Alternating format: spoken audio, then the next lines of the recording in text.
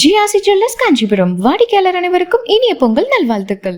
Milky mist பன்னீர், high protein பன்னீர். அந்தரிதாஸ் அவர்களிடம் இப்போ தமிழ்நாட்டுக்கு இந்த பட்ஜெட்டில் என்ன அறிவிப்பு மகிழ்ச்சியை தரக்கூடியதா இருக்குதுன்னு நம்ம நினைக்கிறது? தேடி தேடி தான் பார்க்கணும்னு நினைக்கிறேன். 100 நாள் திட்டத்துக்கு வழி சரி பண்ண சொன்னால் 100 கெகாவாட் வந்தால் எல்லாம் பாலாறும் தேனும் அறவோடும் சாரம்னு சொன்னார். விஞ்ஞான வளர்ச்சி நான் தவறாக சொல்லலை, விஞ்ஞான வளர்ச்சி தேவை. இந்தியா கிராமங்களில் வாழ்கிறதுன்னு சொல்லிட்டு அந்த கிராம விவசாயிகளுக்கு என்ன பண்ணுறோன்ற மாதிரி சொல்லிட்டு நம்ம பார்க்கணுமே தவிர மற்ற 100 கெகாவாட்லாம் வரட்டும், அது பிறகு வரட்டும், இதை சரி செய்வோம் முதல்ல. எவ்வளவு குளறுபடிகள் இருக்குதுன்னு நான் சொன்னேன். இவ்வளவு ஊதிய நிலுவை இருக்குது, இவ்வளவு பொருட்செலவுக்கு இவ்வளவு, கிராமப்புற மேம்பாட்டு அமைச்சகத்துக்கு 4355 கோடி வர வேண்டியது, திட்ட பணிகளுடைய பொருட்களுக்கு 5000 கோடி வர வேண்டியது இருக்குது. இதெல்லாம் கொடுக்கறத விட்டுட்டு இவ்வளவு குளறுபடிகள் இருக்குது. கிட்டத்தட்ட 40 லட்சம் பேர் அதுலேருந்து விடுபட்டு இருக்காங்க, புதிதாக சேர்க்கப்பட்டிருக்காங்க. அதில் முறைகேடு இருக்கிறதா நம்ம சொல்கிறோம். அதெல்லாம் சரி பண்ணுங்க அப்படின்னு சொல்கிறோம். ஜிஎஸ்டி வந்தது பிறகுதான் எல்லாம் சரியா வருது. அரசாங்கத்தினுடைய வரி வருவாயை தான் குறியா இருக்கிறாரு தவிர ஜிஎஸ்டினால எவ்வளவு பேர் நொடிஞ்சு போயிட்டாங்கன்னு தெரியல. ஷிஷான்ல இந்த 3 பிரிவா போயிச்சாங்களே, ஷிஷா, கிஷோர், தருன்னு சொல்லிட்டு அதுல 50,000 பேர்ல தான் அந்த கடன் தர்றாங்க. மற்றதெல்லாம் பிணையில்லா கடன் தான் சொல்லியிருந்தாங்க. ஆனா பிணையில்லா கடன் யாரும் தரதில்லை. நீ ஒரு உங்க நிலத்தை எடுத்துன்னு வா, அதை அடமானம் ஈடு காட்டி அடமானம் போடு, அதுக்கப்புறம் தான் பணம் தருவோம்னு சொல்லிட்டு யாரும் வாங்கல. அந்த 5 லட்சம் ரூபாயோ வரையில் உள்ளதையோ 10 லட்சம் ரூபாய் உள்ளதையோ யாரும் வாங்கல. 50,000 ரூபாய் வச்சுட்டு அவன் எவ்வளவு நாள் மைக்ரோ இண்டஸ்ட்ரி சர்வை ஆகும். ஆக அந்த நிலைமையில தான் இருக்கு. சார் சொன்னாரு, கரெக்டான சொன்னார். கல்விக்கு 8,000 கோடி இந்த தடவை உயர்த்தி தந்திருக்காங்க. வேளாண்மைக்கு 37,000 கோடி கொடுத்துருக்காங்க. டிஃபென்ஸுக்கு 4,96,000 கோடியிலிருந்து 6 லட்சம் ஆக்கியிருக்காங்க. 1,96,000 கோடி அதிகமாக்கியிருக்காங்க. சார் சொன்னார், மேக் இன் இந்தியாவில் அதெல்லாம் கொடுப்பாங்க. மேக் இன் இந்தியாவுக்கு ஒருபோதும் போகாது. எங்கே போகணும்னு தெரியுங்களா? இப்போ என்ன 3 விதமான கண்டிஷன்ஸ் டிஃபென்ஸ் என்ன கண்டிஷன்ஸ் போட்டிருக்காங்க அப்படின்னு சொன்னால், ஓடி டு கண்ட்ரோல்ட் அண்ட் ரெஸ்ட்ரிக்டட்னு சொல்லிட்டு ஓடி கொடுக்கக்கூடாதுன்னு சொல்லியிருக்காங்க. ரெண்டாவது outsource many items in the name of cost competitiveness, outsource பண்ணுங்க அப்படின்னு நம்ம சொல்லியிருக்காங்க. மூணாவது OFB, ordnance factory board should follow the corporate system of management அப்படின்னு. இவ்வளவும் இருந்ததுன்னா, இந்த நிலைமையில தான் இருந்ததுன்னா அவங்களுடைய ஸ்டாண்டிங் ரோல்ஸ் நிச்சயமாக இவை எல்லாமே கார்பரேட்டுக்கு மடைமாற்றம் செய்யப்படுமே தவிர நமக்கு make in India, made in இந்தியாலாம் இதில் ஒர்க் அவுட் ஆகுது. இதுக்கு தான் வழி வகுக்கிறாங்க. நான் டிஃபென்ஸில் 12 வருஷம் தொழிற்சங்க தலைவராக இருக்கேன். வாட் எக்ஸாக்ட்லி ஹேப்பனிங் தேர்ன்றது எனக்கு கிளியராக தெரியும். இந்த 3 தான், ஓடி கிடையாது, அவுட் சோர்சிங்கு, அதுக்கப்புறம் corporate system style of management அப்படின்ற மாதிரி சொல்லியிருக்காங்க. இன்னொன்று என்பிஎஸ்ன்றது ஒரு முக்கியமான காலகட்டம். 2004க்கு பிறகு சேர்ந்த இளைஞர்களுக்கு யாருக்கும் நியூ பென்ஷன் ஸ்கீம்னு சொல்கிறோம். நியூ பென்ஷன் ஸ்கீமும் ஒன்று, நோ பென்ஷன் ஸ்கீமும் ரெண்டும் ஒன்று தான். என்பிஎஸ் அதனுடைய சுருக்கம். அப்படின்னா அவங்களுக்கு பென்ஷனே கிடையாது. முன்ன பென்ஷன் எப்படி இருந்ததுன்னா, சேலரி ப்ளஸ் டிஏ இதெல்லாம் சேர்த்து அதில் 10% பிடித்தம் போனாங்க. அதுக்கு ஈக்குவலாக அரசாங்கம் ஒரு 10% போடும். இந்த 10% அந்த 10% சேர்த்து பங்குச்சந்தையில் போடுவாங்க. அவர் ரிட்டையர்ட் ஆகும்போது 60 வயதை அடையும் பொழுது அவங்கள 60% எடுத்துக்கலாம்ன்ற மாதிரி சொல்லிட்டு தான். ஆனால் இவங்க என்பிஎஸ் இப்போ எடுத்துட்டு யூபிஎஸ்ன்னு ஒரு சிஸ்டத்தை இன்ட்ரடியூஸ் பண்ணியிருக்காங்க இந்த பட்ஜெட்டில். என்னன்னா யுனைடெட் பென்ஷன் ஸ்கீம் அப்படின்னு சொல்லியிருக்காங்க. அதில் என்ன சொல்லியிருக்காங்கன்னா, தனி மனித தொகையையும் அரசு கொடுக்குற தொகையும் ஒன்னா சேர்த்து 60% ரிட்டையர்ட் ஆகும்போது பெறலாம்னு 2024 ஆகஸ்ட்ல அமைச்சரவை முடிவு பண்ணிச்சு. எவ்வளோ 60% திரும்ப பெறலாம். ஆனால் இப்போ 24/1 ஜனவரி 1ஆம் தேதி போன 3 நாளைக்கு முன்னாடி அந்த அறிவிக்கையில் அது கிடையாது. 60% பற்றி எதுவுமே சொல்லலை. ஆக இது ஒரு ஹம்பாக்காக என்பிஎஸ் ஸ்கீம் இன்னும் நோ பென்ஷன் ஸ்கீமாக தான் இருக்கிறது. அதுல அவங்க கான்சன்ட்ரேட் பண்ணோம். தமிழ்நாட்டுக்கு தேவையான என்ன திட்டங்கள் தேவை? மெட்ரோ தான். எதிர்பார்ப்பு மெட்ரோ 2ஆம் இது ப்ராஜெக்டுக்கு அவங்களுடைய கான்ட்ரிபியூஷன் தரல. 8,000 கோடி சில்லற தரணும். இதுவரையிலும் தரல. தமிழ்நாடு அரசு அவங்களுடைய பணத்துல இருந்து தான் செலவழிச்சிட்டு இருக்காங்க. ஒப்புதல் தந்தாங்கன்னா நிதி தரணும்ல. இல்ல, நிதி மெட்ரோ ப்ராஜெக்ட் வரும்போது என்னன்னா 50% கொடுக்கணும்னு மத்திய யூனியன் 50%, மாநிலம் 50%. எங்க கொடுத்தாங்க? அவங்களுக்கு உண்டா நிதியை தரல. 8,000 கோடி இன்னும் நிலுவையில் இருக்கு. தமிழ்நாடு அரசாங்கம் தானே இன்னைக்கு செலவு பண்ணிட்டு இருக்குது. எய்ம்ஸுக்கு அது என்னாச்சுன்னு தெரியல. இப்போ இது ரயில்வே பட்ஜெட்டு இதோட சேர்ந்துதான் சொன்னாங்க. அது வந்ததா இல்லையா, இன்னும் படிச்சுட்டு இருக்காங்களா அம்மா அப்படின்றது நமக்கு தெரியல. ஏன்னா தூத்துக்குடி மதுரை பல பட்ஜெட்டை பார்த்துச்சு. தூத்துக்குடியிலேருந்து மதுரை போகிற அந்த லைன், ப்ராஜெக்ட் லைன் இருக்குல்ல, அது பல பட்ஜெட்டுங்களை பார்த்துச்சு. அதுக்கான எந்த தொகையும் ஒடுக்கலை. போன பட்ஜெட்ல ரொம்ப மோசம், அதனால தான் நிதிஷ் நாயுடு பட்ஜெட்னு துரை வைகோ அவர்கள் சொன்னார்கள். என்னன்னா 10 கோடியோ என்னமோ தான் ரயில்வே இதுக்கு ஒதுக்குனாங்கன்னு நினைக்கிறேன். அவ்வளவுதான், 1 கோடி. ஆமா, அது டச் விட்டுற போயிடக்கூடாது. ஏன்னா சில நேரத்துல ரொம்ப நாள் இயங்காம இருந்தோம்னா அக்கௌண்ட்டை க்ளோஸ் பண்ணிடுவாங்க. அதனால அதுக்காக பரிதாபப்பட்டு 1 கோடி ஒதுக்கி இருக்காங்க. இதனால ரயில்வேலையும் வஞ்சிக்கப்படுகிறோம், எல்லா வகையிலும் நம்ம வஞ்சிக்கப்படுகிறோம். அவங்களுக்கு வந்து பொலிட்டிக்கல் மோட்டிவேஷனோட தான் தமிழ்நாட்டை பார்க்கிறாங்க. அதனால எனக்கு முக்கியம், ஏன் நான் இருக்கிற வீடு தான் எனக்கு முக்கியம். என் வீடு ஓடு மாத்தணும்னு நான் தான் மாத்தணும். இன்னொருத்தர் வந்து மாத்துவாங்க நான் எதிர்பார்த்துக்க முடியாது. அவரு யாதும் ஊரே யாவரும் கேளீர் நாம தான் சொல்லியிருக்கோம். நீங்க பாருங்க, எனக்கு என்னுடைய நாடு என்னுடைய வீடு இதுதான் முக்கியம். அதுக்குண்டான உரிமைகளை, உறவுக்கு கை கொடுப்போம், உரிமைக்கு குரல் கொடுப்போம் என்கிற வகையில் நாங்கள் கேட்டுக்கொண்டுதான். இதுக்கு சுருக்கமா ரமணகுமார் அவர்கள்ட்ட ரயில்வே பத்தியோ மெட்ரோ பத்தியோ தமிழ்நாடு பத்தி முதல்ல சொல்லிடுறேம்மா. தமிழ்நாடு பத்தி முதல்ல சொல்லிடுறேன். இந்த தமிழ்நாடு இப்போ வந்து நான் வந்து முதலே சொன்ன மாதிரி நான் வந்து தமிழ்நாட்டுக்குன்னு தனிப்பட்ட முறையில் இருக்கான்னு கேட்டிங்கன்னா இல்லை. ஆனால் இந்தியா அளவு தான், இந்த தமிழ்நாடும் இந்தியாவில் தான் இருக்குது. அதனால் என்ன இருக்குங்கிறத நான் சொல்லிடுறேன். டூரிசம் 50 வந்து சுற்றுலா இடங்களை பார்த்து அதுக்கு உண்டான இன்ஃப்ராஸ்ட்ரக்சர்ஸ் இன்க்ரீஸ் பண்ணி அந்த இடத்துல வந்து ஃபுட்ஃபால்ஸ் இன்க்ரீஸ் பண்ணுறதுக்கு பண்ணியிருக்காங்க. 50 இடத்த வந்து ஐடென்டிஃபை பண்ணியிருக்காங்க. அதில் வந்து தமிழ்நாடுலேயும் ஒரு எப்படியா இருந்தாலும் ஒரு 5-6 இடம் இருக்கும். நம்பர் 1. நம்பர் 2, அந்தந்த மாநில மொழிகளில் வந்து டிஜிட்டல் புக்ஸு கொண்டு வரணும்னு ஒரு அறிவிப்பு எடுத்துன்னு வந்திருக்காங்க. அதில் வந்து தமிழும் வரத்துக்கு வாய்ப்புகள் இருக்குது. அண்ட் 3வது வந்து ஐஐடி தமிழ்நாடுல 3 ஐஐடி இருக்குது. ஐஐடிஸில் வந்து நம்பர் ஆஃப் ஸ்டூடெண்ட்ஸை இன்க்ரீஸ் பண்ண போகிறாங்க. அதில் வந்து தமிழ்நாட்டுக்கு ஒரு அட்வான்டேஜ் இருக்கும். அடுத்தது வந்து மெடிக்கல் காலேஜஸில் கிட்டத்தட்ட வந்து 75,000 நியூ மெடிக்கல் சீட்ஸ் எடுத்துகிட்டு வர போகிறாங்க. தமிழ்நாட்டில் தான் maximum number of medical colleges இருக்குது. ஸோ அதுக்கு உண்டான வாய்ப்புகள் இருக்குது. அடுத்தது வந்து குளோபல் சப்ளை செயினை இம்ப்ரூவ் பண்ண போகிறாங்க. தமிழ்நாடு வந்து இந்த குளோபல் சப்ளை செயினில் ஒரு வந்து முக்கியமான அங்கம் வந்து இருக்குது அதில். ஏன்னா நம்மக்கிட்ட தான் வந்து அந்த மட்ராஸ் ஹார்பர் இருக்குது. அதுக்கு மேலே வந்து அந்த எண்ணூர் துறைமுகம் இருக்குது, தூத்துக்குடி துறைமுகம் இருக்குது. அதுலேருந்து நிறையா சரக்குகள் வந்து வெளில போகிறது, உள்ளேயும் வருது. அதனால் அந்த குளோபல் சப்ளை செயினில் தமிழ்நாட்டுக்கு ஒரு வந்து மிகப்பெரிய அட்வான்டேஜ் இருக்குங்கிறது நம்புகிறோம். சார் வந்து டிஃபென்ஸ் பற்றி சொன்னார். டிஃபென்ஸ் வந்து இதுக்கு முன்னாடி இருந்த வந்து பப்ளிக் செக்டார் யூனிட்ஸில் இருந்த டிஃபென்ஸ் மெக்கானிசம் வந்து அவங்களுடைய வேலையிலேயே ஓடிட்டு இருந்தாங்க. அந்த அர்ஜுன் டேங்க்னு ஒன்று இருந்தது. அது வந்து 1970லேருந்து 1995 வரைக்கும் ஒரே டேங்கை பண்ணிட்டு இருந்தாங்க. இன்டெக்ரல் கோச் ஃபேக்ட்ரி இருந்தது. இன்டெக்ரல் கோச் ஃபேக்ட்ரி நம்மளுடைய இந்த வந்தே பாரத் கோச்சஸ் பண்ணுறதுக்கு முன்னாடி எப்படி இருந்தது, அவங்களுக்குன்னு ஒரு ஸ்ட்ரக்சர் இருக்கும். அதே ஸ்ட்ரக்சரில் தான் போவாங்க. மாற்றமோ ரிசர்ச் டெவலப்மெண்ட்டும் ஒன்றும் இல்லை. டிஃபென்ஸ் செக்டாரை பொறுத்த வரைக்கும் கார்ப்பரேட்டுக்கு போனாலும் இந்தியாவில் தானே, மேட் இன் இந்தியா தானே. ஒரு டாட்டாவோ பிர்லாவோ நம்ம இருக்கிற டெஃபேயோ மஹேந்திராவோ யார் கிரியேட் பண்ணாலும் இந்தியாவில் தான் பண்ணுது. அது வந்து பப்ளிக் செக்டார் யூனிட் பண்ணால் தான் மேட் இன் இந்தியாங்கிறது அர்த்தம் இல்லை. இப்போ வந்து defence sector is open to the private sector also. அப்படியே ஃபுல்லாக கொடுத்துட மாட்டாங்க, நீங்கள் கம்ப்ளீட் அக்னியை பண்ணுன்னு சொல்ல மாட்டாங்க. அதுக்குன்னு ஒரு வந்து கவர்மெண்ட் ஆர்கனைசேஷன் இருக்கும். அங்கேருந்து பார்ட்ஸ் எடுத்துன்னு வந்து அதுக்கு உண்டான செக்ஸ் அண்ட் பேலன்சஸ் இருக்கணும். டிஃபென்ஸில் பொறுத்த வரைக்கும் செக்ஸ் அண்ட் பேலன்சஸ் இருக்கணும். நமக்கு ஜாஸ்தி ப்ராஃபிட் வருதுன்னு சொல்லிட்டு வேற எங்கேயானு விற்றுட்டு இல்லை இருக்கிற வேற தானே வந்து தப்பு வந்து நடக்காமல் இருக்கிறதுக்கு செக்ஸ் அண்ட் பேலன்சஸ் இருக்கணும். அந்த செக்ஸ் அண்ட் பேலன்சஸ் இருக்கிறதுனால தான் இந்த வந்து made in India, make in India, especially defence செக்டாருக்கு சில ஸ்ட்ரிஞ்சன்ட் கண்டிஷன்ஸ் இருக்குது. அந்த ஸ்ட்ரிஞ்சன்ட் கண்டிஷன்ஸை ஃபாலோ பண்ணால் தான் அவங்களால பண்ண முடியும். அது வந்து ப்ரைவேட் செக்டாரும் இருக்கலாம். நம்மளோட அசோக் லேலண்ட்லேருந்து ட்ரக்ஸ் போகிறதே இருக்கிற அக்னி பிருத்திவியோடைய அந்த வந்து ஏவுகணைகள்லாம் வைக்கிறதுக்கு ட்ரக்ஸ் எல்லாம் அசோக் லேலண்ட்லேருந்து போகிறது. நம்ம இந்த ரிப்பப்ளிக் டேல கூட பார்த்துருப்போம். நம்ம வந்து பார்த்துருந்தோம்னா நம்ம அதெல்லாம் அப்சர்வ் பண்ணியிருப்போம். தமிழ்நாட்டிலேருந்து எவ்வளவு கான்ட்ரிபியூஷன் போயிருக்குன்னு. கடந்த ஒரு 6-7 காலமாக இஸ்ரோ வந்து சம்பாதிச்சிருக்கிற வந்து ப்ராஃபிட் பார்த்தீங்கன்னா எனார்மஸ். ஏன்னா அத்தனை கண்ட்ரி இருக்கும்.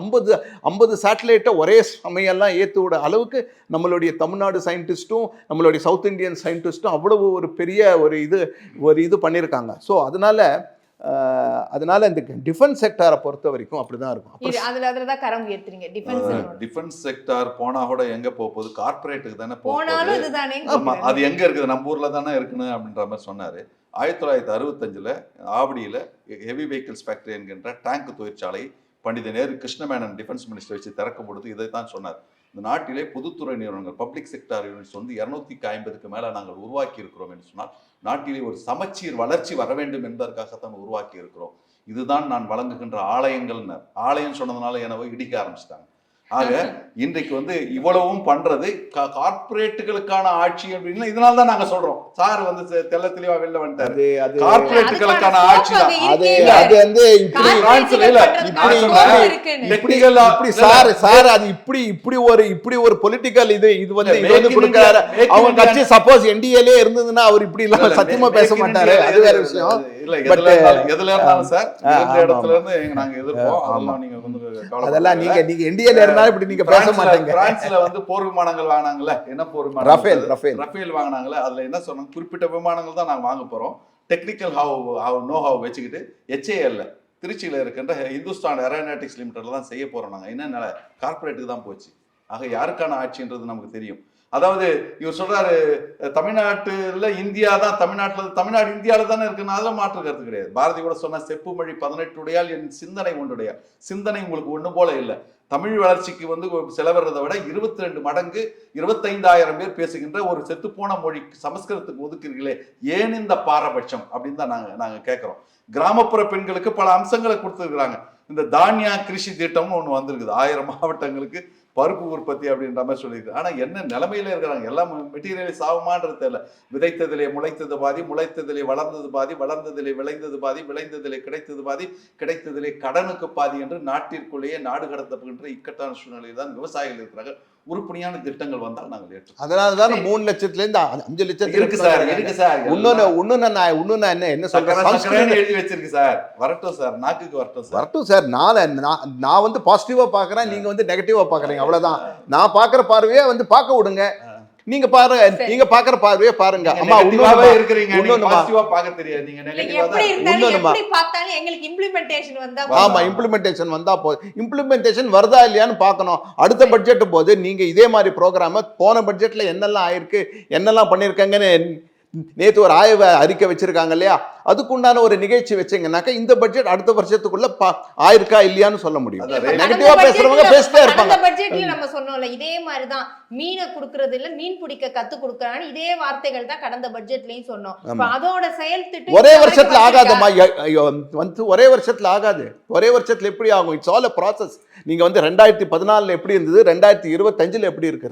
2014 நீங்க இங்கேருந்து வெளிநாட்டுக்கு எங்கேயானு போனானா இந்தியன்கிறத வந்து அவமதிப்பான் நம்மள. இப்போ வந்து நம்மளை பார்த்து நமஸ்தேன்னு சொல்றான். அஃப்கோர்ஸ் இவர் வந்து சான்ஸ்கிரிட் வாத்தியார் வந்து சம்ஸ்கிருத வார்த்தையும் பாரு வணக்கம் பாங்க அவங்க.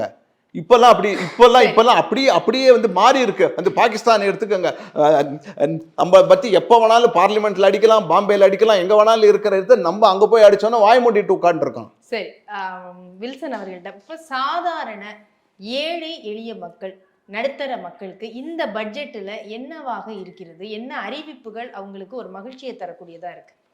இல்லை, அதுக்கு முன்னாடி ஒரு விஷயம் சொன்னேன். இப்போ நம்ம ரமணகுமார் சார் சொன்னார் அரசியல் இல்லை. ஆனால் என்னென்னா, நம்ம நிர்மலா சீதாராமன் அவர்களும் அரசியல்வாதி தான், நம்ம பிரதமர் மோடி அவர்களும் அரசியல்வாதி தான், இல்லைன்னு சொன்னேன். தமிழ்நாடும் இந்தியாக்குள்ளே தான் இருக்குது அப்படின்றத, தமிழ்நாடுக்கு திட்டங்கள் வரும் இல்லைன்னு சொல்லலை. ஆனால் பீகாரும் இந்தியாக்குள்ளே தான் இருக்குது.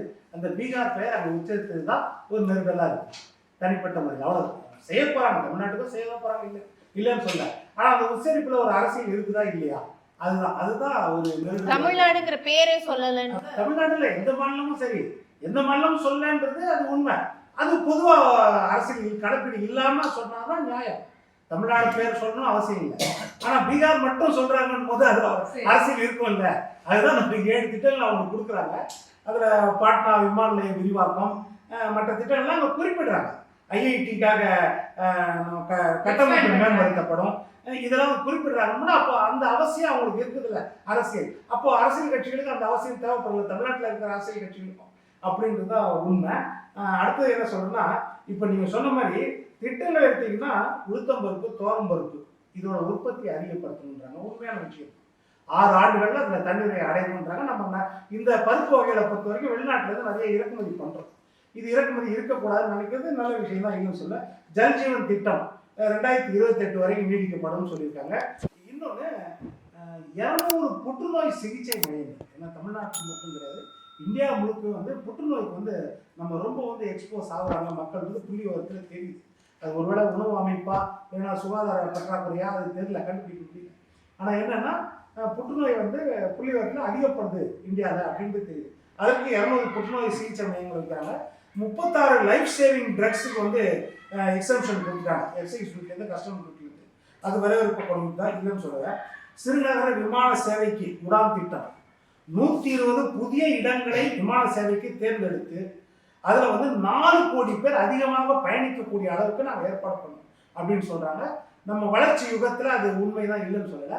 ஆனால் அதில் என்னென்னா, இப்போ பரந்தூர் விமான நிலையம் அப்போ அங்கே எடுக்கிறீங்கன்னு போது அதில் வந்து சில விஷயங்கள் வந்து நீங்கள் மக்கள் எதிர்ப்பு அதிகமாக இருக்கும்போது அப்போ மாற்று சிந்தனை வர வேண்டும். அதுலேயே நம்ம இருக்கணும்னு கிடையாது. மத்திய அரசும் மாநில அரசும் கூட்டு முடிவு எடுக்கணும். பரந்தூர், மாமண்டூர் இந்த இதெல்லாம் கொடுத்துருந்தீங்க.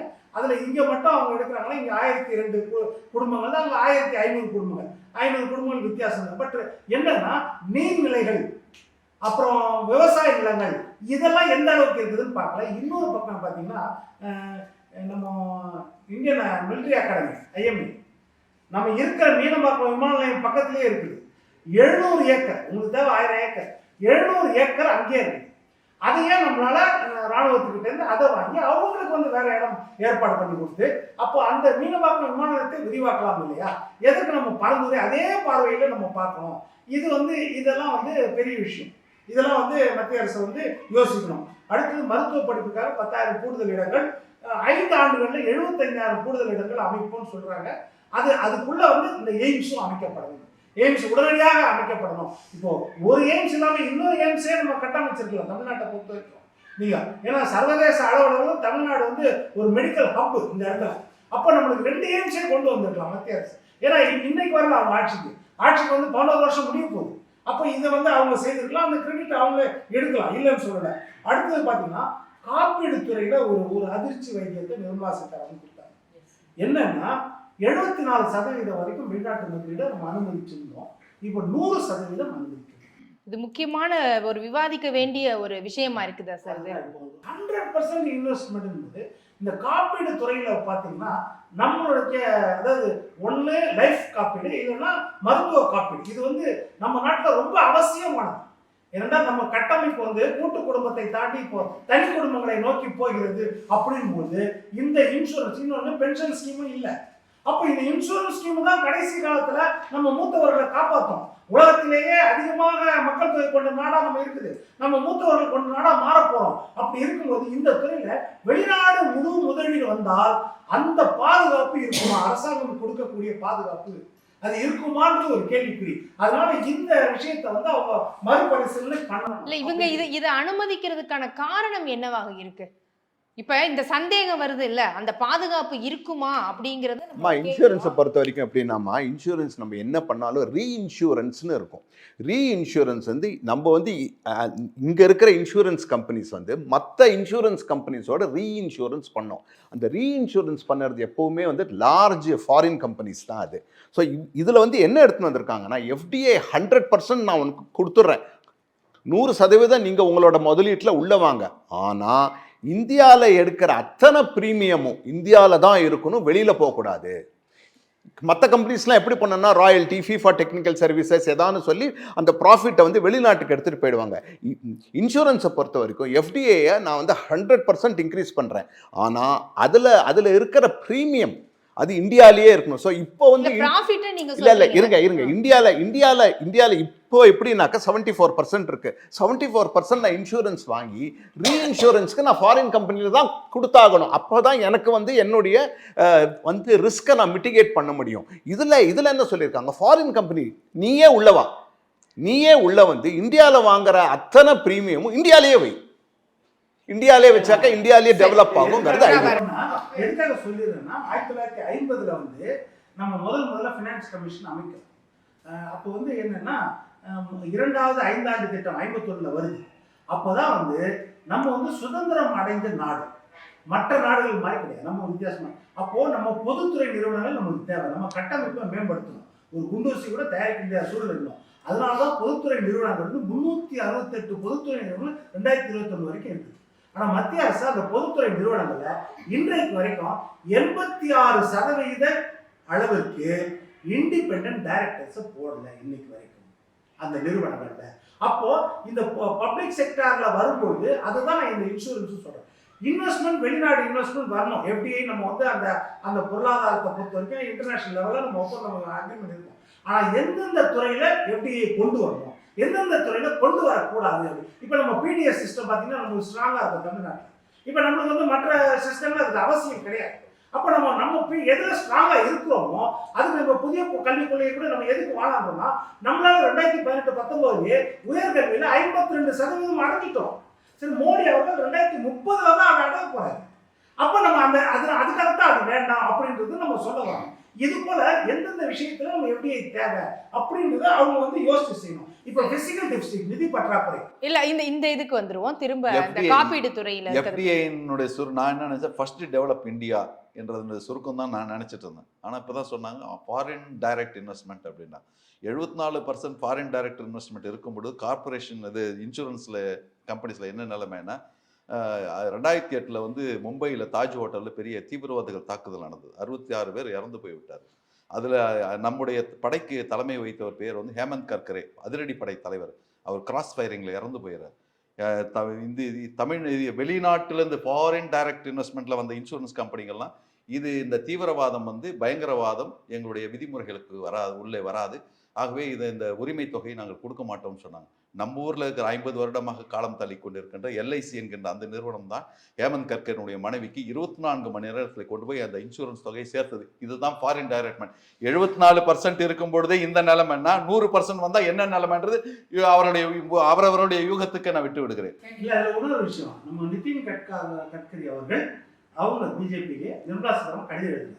ஏன்னா இந்த இன்சூரன்ஸ் துறையில் மெடிக்கல் இன்சூரன்ஸ் இதெல்லாம் வந்து இன்சூரன்ஸ் வந்து போடுறவங்க வந்து தன்னுடைய பாதுகாப்புக்காகவும் தான் வேர்வை சிந்தி உழைத்த பணத்தை கொண்டு வந்து எதிர்கால பாதுகாப்புக்காக போடுறது, ஒரு சுகாதாரத்துக்காக போடுறது. அதுக்கு 18% வந்து டாக்ஸ் போட்டுருக்கு GST. அவர் தான் முதல் கடிதமே எழுதுறாரு. இப்பதான் எடுத்துட்டாங்கல்ல, அதை இப்போ ரிமூவ் பண்ணிட்டாங்க. இந்த ஒரு GST கவுன்சில்ல ரிமூவ் பண்ணிட்டாங்க. அந்த கடிதம் அவர் எழுதின பிறகுதான் வந்து இப்போ இதை வந்து ரிமூவ் பண்ணியிருக்காங்க. அதை தான் சொல்றேன். அதனால தான் அந்த இன்சூரன்ஸ் துறை ரொம்ப சென்சிட்டிவான துறை அப்படின்றதுக்காக சொல்றேன். இப்போ பிசிக்கல் டெபிசிட் எடுத்துக்கிட்டோம்னா இவங்க 11 வருட ஆட்சி இருக்கிறாங்க.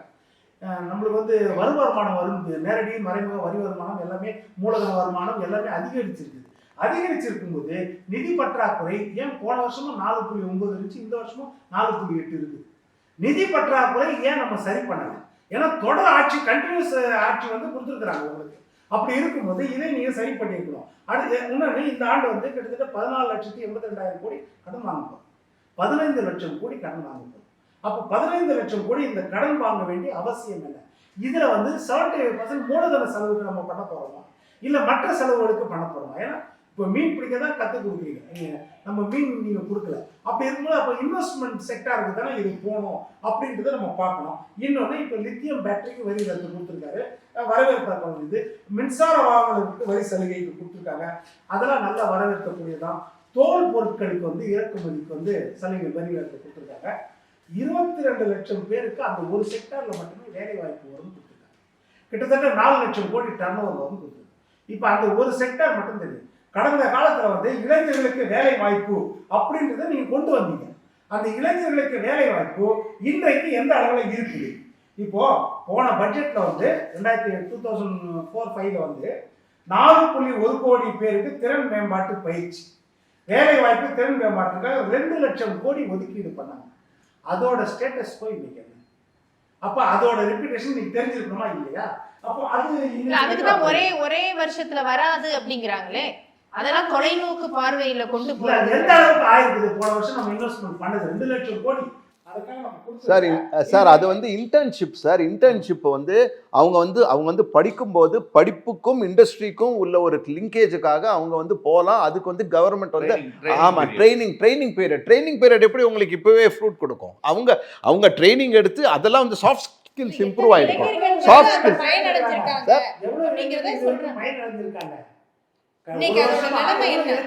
ஓகே, அந்த ஸ்டேட்டஸ் தெரியணும் அப்படின்றத நான் சொன்னேன். அதுதான். ஏன்னா நீங்க சொல்றது வந்து 500 முன்னணி, இது இன்னொன்று 500 முன்னணி நிறுவனங்களில் 5 ஆண்டுகளுக்கு 1 கோடி இளைஞர்களுக்கு இன்டர்ன்ஷிப் ட்ரைனிங் 20 வருஷம் ஒரு வருஷத்துக்கு. ஆமா, 20 வருஷம் ஒரு வருஷம். இது ஒரு வருஷத்துல எத்தனை பேருக்கு அது நேத்திக்கு கொடுத்த அந்த வந்து எக்கனாமிக் சர்வேல வந்திருக்கான்னு செக் பண்ணணும். இப்போ இதுதான் ரொம்ப முக்கியமானது. ஏன்னா நம்ம இன்னொன்று வரி ரிஃபார்ம்ல வந்து இந்த செஸ் வரி, சர்சார்ஜ் வரின்றது மிகப்பெரிய குழப்பம். இந்த வரிகள் வந்து வரியை எளிமைப்படுத்தணும். அதாவது காஷ்மீர்ல இருந்து கன்னியாகுமரியிலும் ஒரே வரி தான் இருக்கணும். அந்த வரியில சரி பாதியாக மாநிலங்களுக்கு உரிமை. இதுதான் நீங்க கொண்டு வந்து செஸ் அண்ட் சர்சார்ஜ்ன்றது என்ன இருக்கும்? செஸ் சார்ஜ்ன்றது வெறும் எக்ஸப்ஷனல் கேஸ். ஒரு வார் பீரியட்லயோ, ஒரு மிகப்பெரிய கொரோனா மாதிரி ஒரு அழிவு பீரியட்லயோ ஒரு டெம்பரவரியா ஒரு வரி விதிச்சு அது எக்ஸ்ட்ரா வரி தான். ஆனா இதுல கால வரம்பே இல்லாம இஷ்டத்துக்கு இண்டஸ்ட்ரி துறையிலையும் சரி, இன்கம் டேக்ஸ் துறையிலையும் சரி, செஸ் போடுறீங்க, சர்ச்சார்ஜ் போடுறீங்க. மத்திய அரசு எந்த அளவுல வாங்குறாங்க, அது எந்த அளவுக்கு நிதி கமிஷன் வந்து 41%, நம்ம 42% வந்து டிஸ்ட்ரிபியூட் பண்றீங்க மாநிலத்துக்கு, 1% வந்து காஷ்மீருக்கு நம்ம கொடுத்தாச்சு, மீதி 41 தான் கொடுக்குறோம். அப்படி இருக்கும்போது இந்த செஸ் சர்ச்சார்ஜ் எந்த அளவுக்கு நம்ம வந்து டிஸ்ட்ரிபியூட், அது எந்த அளவுக்கு நம்மளுடைய வரி வருவாய் எந்த அளவுக்கு வந்து ஒரு மனுஷன் வந்து வரி கட்டுறாங்கன்னா தெரிஞ்சு கட்டணும். ஆனா திடீர்னு செஸ் போடுறீங்க, திடீர்னு சர்ச்சார்ஜ் போடுறீங்க, அது எவ்வளவு எதுக்கு கட்டுறோம்னு தெரியாம பணத்தை கட்டி இதுல செக் போஸ்ட்ல பிடிக்கிறாங்கல்ல, அந்த மாதிரி தான் இருக்குது நம்மளுக்கு. வரி எவ்வளவு காலத்துக்கு அந்த வரி அந்த ரோடு மெயின்டெனன்ஸ்க்காக போடுறாங்க அப்படின்றதே தெரியல. இப்ப நம்ம பர்னூர்ல எடுத்தீங்கன்னா டோல்கேட் பர்னூர்ல எடுத்துக்கிட்டீங்கன்னா ஃபாரின்ல ஸ்லாப் போட்டிருக்கோம். அதாவது இதுக்கு 2 லட்சம் கோடி ஆட்சி எங்களுக்கு. இப்போ இந்த வாகனம் போக டெப்ரிசியேஷன் அங்க குறைஞ்சினே வரும். இவ்வளவு குறைஞ்சி இப்போ நில் பேலன்ஸ் வந்துருச்சு. இதுக்கு மேல நம்ம டாக்ஸை குறைச்சிடும், மெயின்டெனன்ஸுக்கு மட்டும் தான் வாங்குவோம். அந்த மாதிரி எதுவுமே இல்லை. 70,000 கோடி வாங்குறது இப்போ 70 லட்சம் கோடி சம்பாதிச்சிருக்கிறோம். அது எத்தனை வருஷம் போகுதுன்னு தெரியாது. இது டிரான்ஸ்பரன்சி இல்ல. அதே மாதிரி இந்த செஸ்லயும் சர்ச்சார்ஜ்லயும் டிரான்ஸ்பரன்சி இல்ல. இப்போதான் அதுக்கு வந்து சொல்லியிருக்காங்களே, ஒரே ஒரு செஸ்ஸோ சர்ச்சார்ஜோ தான் இருக்கும், மற்றதெல்லாம் நீக்கப்படும் அப்படின்னாங்க. நான் இந்த செஸ் பற்றி சொல்லிடுறேன். இந்தியாவில் முதல் முறையாக எப்போ இந்த சர்ச்சார்ஜ் கொண்டு வந்தாங்கன்னா 1971 பங்களாதேஷ் வாருக்கு அப்புறம் சில வந்து பொருளாதார இழிவு வந்ததுனால அதை வந்து ஈடுகட்டுறதுக்காக எடுத்துகிட்டு வந்தாங்க. அது வந்து ஐயா சொன்ன மாதிரி அதனுடைய காலகட்டம் முடிஞ்ச உடனே அதை வந்து எடுத்துடணும். ஆனால் அதை எடுக்கலை. அப்புறம் என்னாச்சு, எஜுகேஷன் செஸ்னு ஒன்று வந்துச்சு. ஆக்சுவலாக எப்படின்னா பிரைமரி எஜுகேஷன் செஸ்னு வந்துச்சு. ஒரு 4 வருஷத்துக்கு அப்புறம் செகண்டரி எஜுகேஷனே, ஏன்னா அந்த பையன் 1ஆம் கிளாஸ்லேருந்து 6ஆம் கிளாஸ் போகிறான் இல்லையா, அதனால செகண்டரி எஜுகேஷனல் செஸ்னு வந்தது. அப்புறம் வந்து காலேஜ் செஸ்னு வந்தது. அப்படியே வளர்ந்து அந்த வந்து எஜுகேஷன் இப்போ வந்து அந்த வந்து செஸ்ன்னு வாங்கிறது அந்த எஜுகேஷனுக்கு மட்டும்தான் போகிறதா, ஹெல்த் கேருக்கு மட்டும்தான் போகிறதாங்கிறது செக் பண்ணணும். அது வந்து செக் பண்ணுறது வந்து இந்த வந்து எக்கனாமிக் ரிப்போர்ட்ஸில் வரும். அதில் வச்சு நம்ம வந்து செக் பண்ணாக்க எவ்வளவு போயிருக்கு, எவ்வளவு பாக்கி இருக்குது, எவ்வளோ வந்து இன்ஃப்ராக் கொடுத்துருக்காங்க. அது முதல்ல செஸ் போடும்போது இன்ஃப்ராக் இல்லை. அது வந்து இப்போ இருக்கிற நடைமுறை வந்து என்ன சொல்லுது வந்து கரண்ட் எக்ஸ்பெண்டிச்சர்ஸ்க்கு தான் இருக்கும். அதே ஏதாவது இன்ஃப்ராக்கு போச்சுனாக்கா அது வேறு பட்ஜெட்லேருந்து கொண்டு வரதா, இதெல்லாம் எக்கானமிஸ்ட் படித்து கேள்வி கேட்கணும். யாரும் கேட்கறது இல்லை. பார்லிமெண்ட்டே நடக்க விடுறது இல்லையே. யாரா இருந்தாலும் சரி, கடந்த ஒரு 30 வருட காலமா ஆமாம் கடந்த அப்படி இல்லை. அது வந்து சரியான ஆர்குமெண்ட் இல்லை. நான் வந்து 30 வருட காலமா சொல்றேன், இப்போ ஒன்றும் இல்லை. அதுக்கு 30 வருட காலமா வந்து இந்த வந்து ஃபினான்ஸ் பில் பாஸ் பண்ணும்போது யாருமே இருக்க மாட்டாங்க, ஆளுங்கட்சி மட்டும்தான் இருக்கும். இது வந்து நம்ம வந்து சிட்டிசன்ஸ் ஆஃப் இந்தியா இந்த கேள்வியை எழுப்பணும். நீ என்ன சண்டையா இருந்தாலும் பார்லிமெண்ட்டுக்கு வெளியில வச்சுக்கோ, பார்லிமெண்ட்டுக்குள்ள பார்லிமெண்ட்டை நடத்தணும். இன்னைக்கு கூட பார்த்தீங்கன்னாக்கா சில அப்போசிஷன்ஸ் வந்தது வேற சில ரீசன்ஸ்னால, அதெல்லாம் நம்ம வந்து வச்சுக்கூடாது. ஏன்னா இது வந்து உலகளாவிய வந்து மக்கள் வந்து இந்த வந்து பட்ஜெட்டை பார்க்கக்கூடியவங்க. இது மாதிரி பார்லிமெண்ட்ல வந்து சரியான கேள்வி கேட்டு சரியான இது கேட்டு இது மாதிரி சந்தேகம் எடுக்கலாம். அவங்க வந்து ஒரு ஐடியாவில் வச்சிருக்கலாம், நம்ம வந்து டிபேட் பண்ணும்போது வேற ஒரு ஐடியா வரும், எவ்வளவோ அமெண்ட்மெண்ட்ஸ் வரும். இது வந்து கடந்த 30 வருட காலமாக இது வந்து எந்த விதமான ஒரு டிபேட்டும் ஆகாம வந்து பில்ஸ் பாஸ் ஆயிட்டு இருக்கு. அது வந்து நம்ம வந்து ஏதான ஒரு முயற்சி எடுத்து அது வந்து டிபேட் பண்ணணும். அப்போசிஷனும் பேசணும், இவங்க எக்ஸ்பிளைன் பண்ணணும். அப்போதான் வந்து கரெக்டாக ஒரு வந்து சிட்டிசன்ஸ்க்கு ஒரு நல்ல பட்ஜெட் வருங்கிறது என்னுடைய அபிப்பிராயம். பொதுவாக எந்த பில்லாக இருந்தாலும் ஒரு 10 நாட்களுக்கு முன்னாடி எல்லா நாடாளுமன்ற உறுப்பினர்களுக்கும் அந்த மெட்டீரியல் கொடுப்பாங்க. ஆனால் இப்படி எந்த மெட்டீரியலும் அவர்கள் கொடுப்பதில்லை. திடீர் என்று ஒரு நாள் கொண்டு வந்து கலவரத்தை பயன்படுத்தி கொண்டு இப்படி தான் வந்து வேளாண் சட்டங்கள் 2020 செப்டம்பர் மாதம் 20ஆம் தேதியும் 23ஆம் தேதியும் இப்படி தான் நடந்தது. ஏறக்குறைய எல்லாமே இப்படி தான் நடந்து கொண்டு இருக்கிறது. 15வது 14வது நிதி ஆணையம் வந்து மாநிலத்தினுடைய வருவாயில் 42% தரணும்னு அதை தருவதில்லை. என்ன பண்ணுறாங்கன்னு சொன்னால் செஸ்ஸையும் சர்ச்சார்ஜையும் அதிகமாக சேர்த்துக்கிட்டு இதை வந்து 42% 32% குறைத்து விட்டு இல்லாத நோஞ்சான் ஊருக்கு தர்றேன்ற மாதிரி சொல்கிறாங்க. அதில் வந்து எங்களுக்கு ஒன்றும் ஆட்சேபனை கிடையாது. ஆனால் எங்களுக்குரிய அந்த 15வது நிதியானம் சொன்னால் 42% பிரித்து கொடுக்கணும்ல.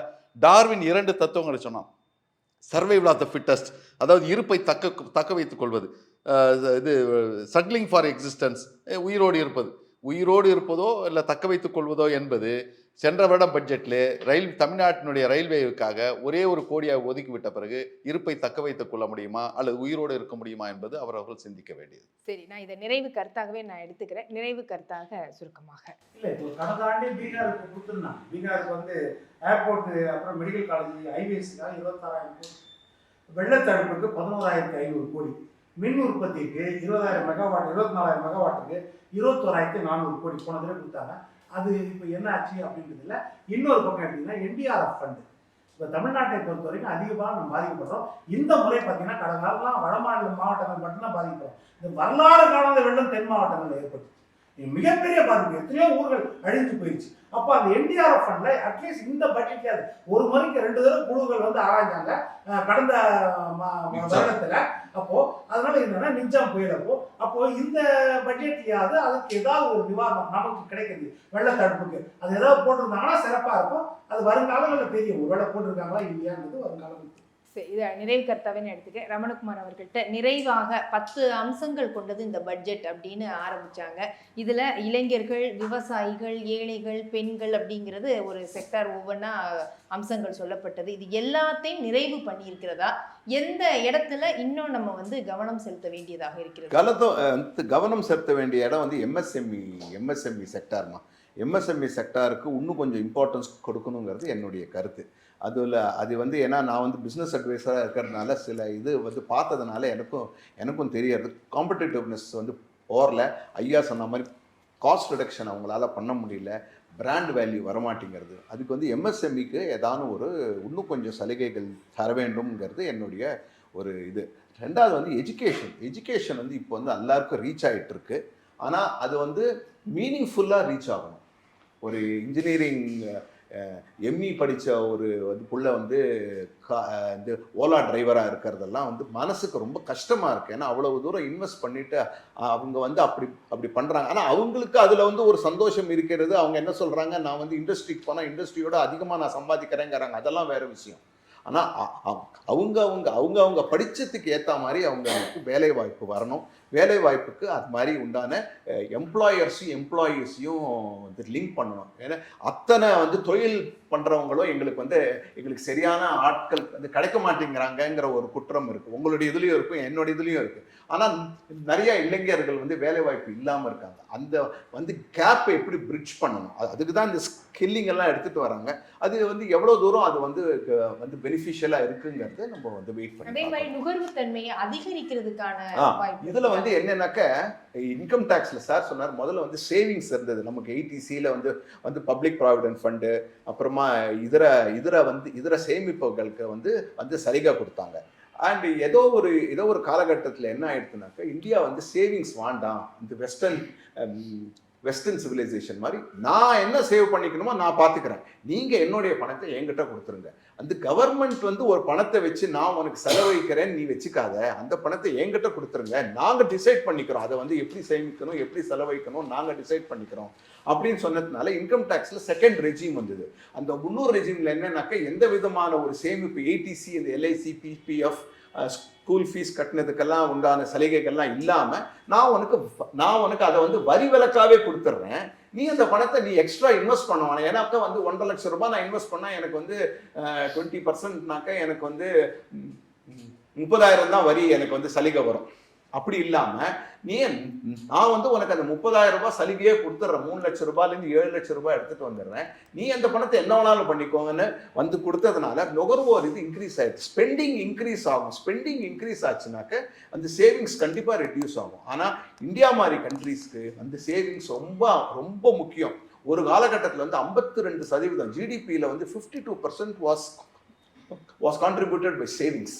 இப்போ வந்து அப்படி இல்லை. இப்போ வந்து ஸ்லோவாக ரெடியூஸ் ஆகி இப்போ 19% 20% தான் நிற்கிறது.